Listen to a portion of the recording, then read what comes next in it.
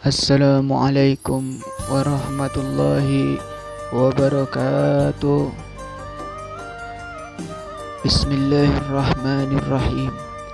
Alhamdulillahil wahidil ahad.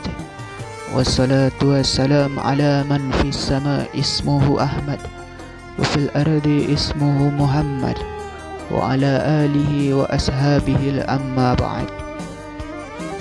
Ancaman bagi orang yang meninggalkan salat.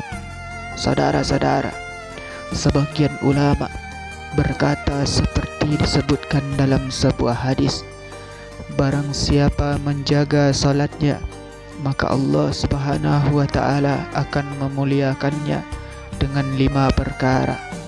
Allah angkat kesempitan hidup darinya, Allah selamatkan dia dari azab kubur, Allah memberinya catatan amal dari tangan kanannya, dia akan melintas sirat secepat kilat, Allah akan masukkan dia ke dalam syurga tanpa hisab.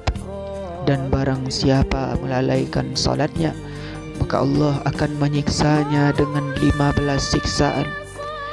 15 siksaan akan diberikan di dunia, 3 ketika meninggal, 3 di dalam kubur, dan 3 ketika keluar dari dalam kubur. 5 azab yang akan ditimpakan di dunia, yaitu saudara-saudara, akan dicabut keberkahan umurnya, ciri-ciri kesolehan akan dicabut dari wajahnya, setiap amalan yang dilakukannya tidak akan diberikan pahala oleh Allah Subhanahu wa ta'ala, doanya tidak akan diangkat ke langit, tidak akan mendapat bagian dari doa orang-orang yang soleh. Adapun musibah yang akan menimpanya ketika akan meninggal, yaitu dia akan meninggal dalam keadaan hina, dia akan meninggal dalam keadaan lapar, dia akan meninggal dalam keadaan haus, sehingga walaupun diberi air minum sepenuh lautan tidak akan hilang rasa hausnya. Adapun azab yang akan ditimpakan di alam kubur, yaitu kubur akan menyempit baginya sehingga tulang-tulang rusuknya saling bersilangan. Akan dinyalakan api di dalam kuburnya sehingga dia akan diguling-gulingkan di atasnya siang dan malam. Na'udzubillahi min dzalik.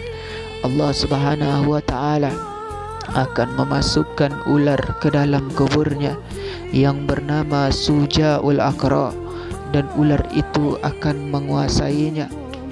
Kedua matanya terbuat dari api dan kukunya dari besi.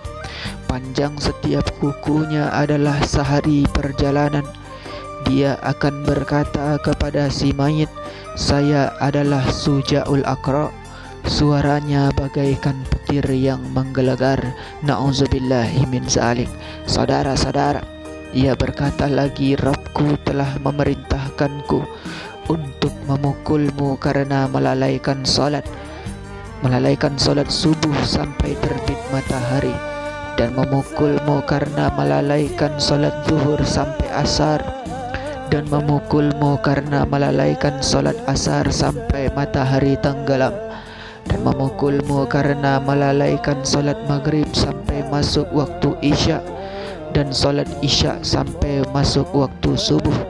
Setiap kali ia memukulnya sebanyak 1 kali pukulan, maka ia akan terbenam ke dalam kuburnya sedalam 70 hasta. Dia akan senantiasa disiksa sampai hari kiamat. Na'udzubillahi min dzalik. Saudara-saudara, adapun musibah yang menimpanya ketika ia keluar dari kuburnya dan dibangkitkan pada hari kiamat adalah hisabnya sangatlah keras.